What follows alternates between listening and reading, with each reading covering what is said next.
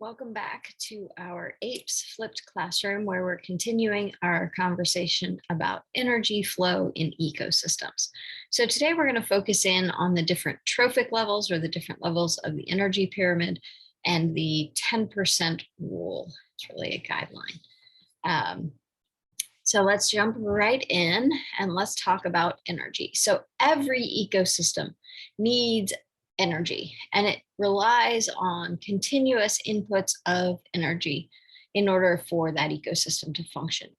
In all of our terrestrial biomes and in our surface marine and aquatic biomes, the source of that energy is the sun.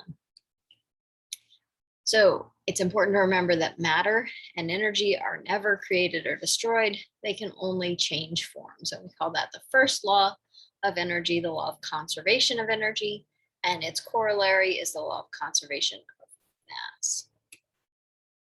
So for example, when a tree dies, it decomposes. The carbon, the nitrogen, the water, the phosphorus are all returned to the soil and to the atmosphere through the natural processes of decomposition. That tree doesn't just go away, it's broken down, its mass is conserved, and the energy that is stored in the biomass of that tree is also conserved. As I said, most of our aquatic ecosystems and all of our terrestrial ecosystems depend on the sun for their primary source of energy. So when the sun's rays hit the leaves, they're converted into glucose through the process of photosynthesis, and we convert light energy into chemical energy. It's not created, it's not destroyed, it's simply transformed from one form to another. So that's our first law of thermodynamics. Energy is never created nor destroyed.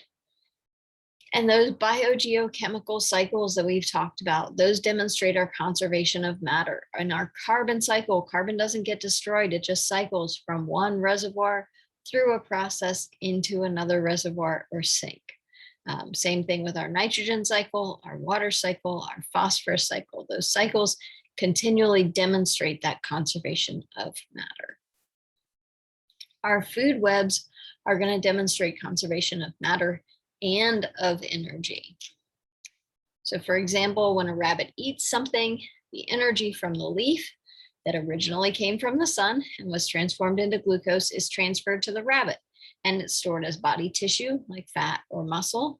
And then the rabbit is able to use that for energy as well. Our second law of thermodynamics. So the first law of thermodynamics says that energy is never created or destroyed, simply transformed. Our second law of thermodynamics says that every time energy is transformed, some of that energy is converted into a less useful form, and that form is usually heat.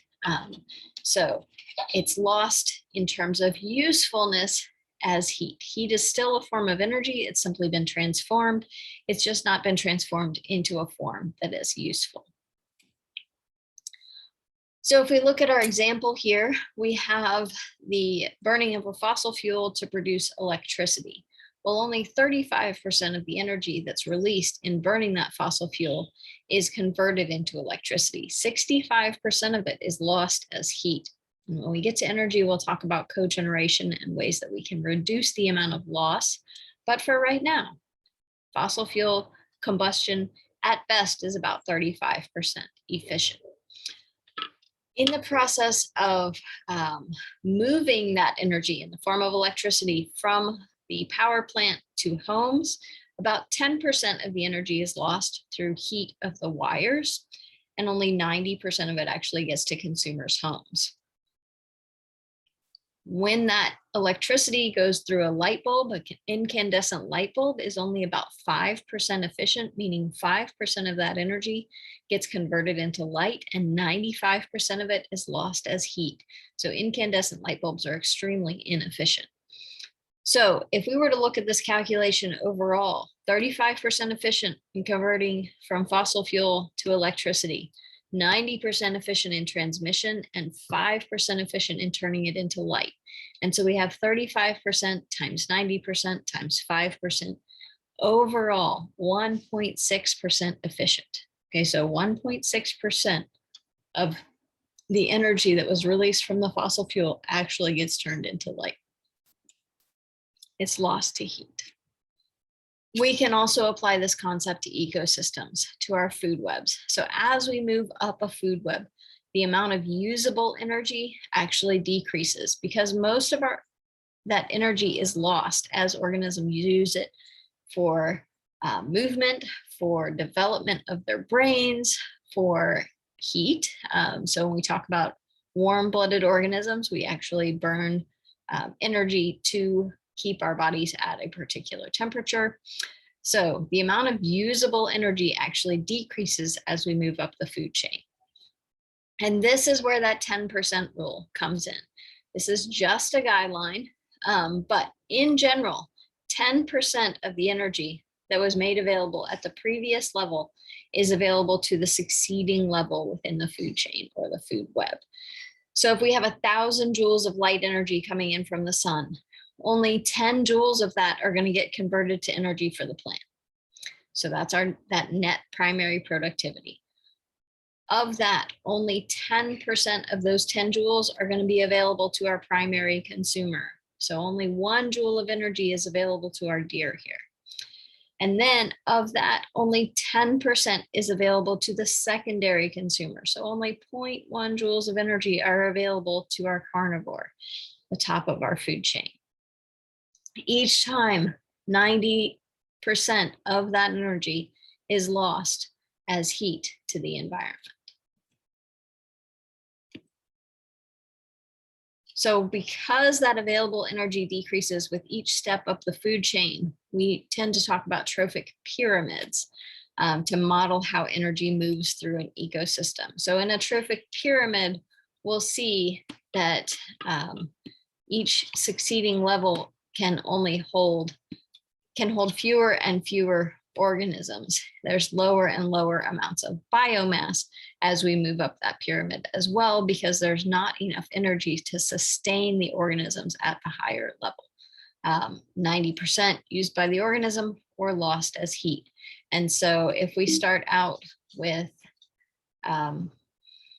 we're only going to transfer 10% from the producers to the primary consumers, 10% of that, which would be 1% to secondary consumers, 10% of that, which would be 1/10 of 1% to our tertiary consumers. And so this is why we don't see very many organisms at the top of these trophic pyramids, why we don't have very many apex predators, because there's simply not enough food available to sustain them, not enough energy available. So we talked about the fact that 10% of the energy makes it from one level to the next. We can apply the same thing to biomass. And so we're going to have significantly higher levels of producers, higher numbers, higher biomass in our primary producers than our primary consumers. Those are the herbivores, the things that only eat producers. Then we move up to our secondary consumers. These are our animals that eat primary consumers. And then our final level is our tertiary consumers.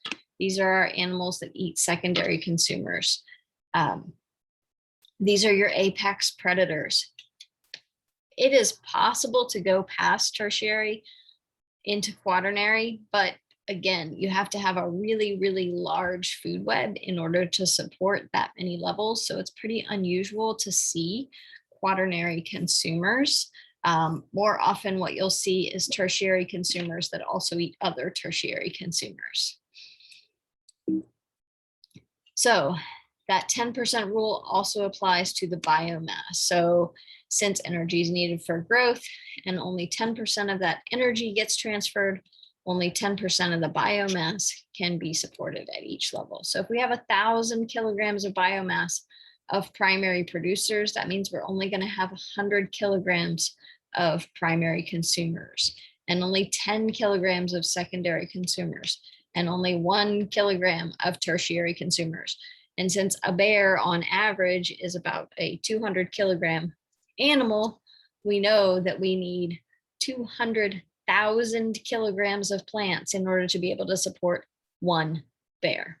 And so it's pretty straightforward to see that it takes a huge amount at the bottom of this trophic pyramid in order to support those tertiary consumers. So let's practice. If we want to calculate the biomass or the energy that's available at the next level, we're just going to move the decimal place one spot to the left. So if we have 95,000 joules available at the producer's level, that means we're only going to have 9,500 joules at the primary consumer level, and only 950 joules at the secondary consumer level, and only 95 joules available at the tertiary consumer level. So your turn. If we have 80 kilograms of secondary consumers, how many kilograms can we have of tertiary consumers? How many must we have of primary consumers, and how much must we have of producers? So hopefully you guys could figure out that that's 8 kilograms of tertiary consumers, 800 kilograms of primary consumers, and 8,000 kilograms of producers. And again, remember, 8 kilograms is a really small amount, where any one of these tertiary consumers is going to weigh a lot more than that. So we need a lot more producers to support that. All right, as always, if you have any questions, please let me know, and I look forward to seeing you in class.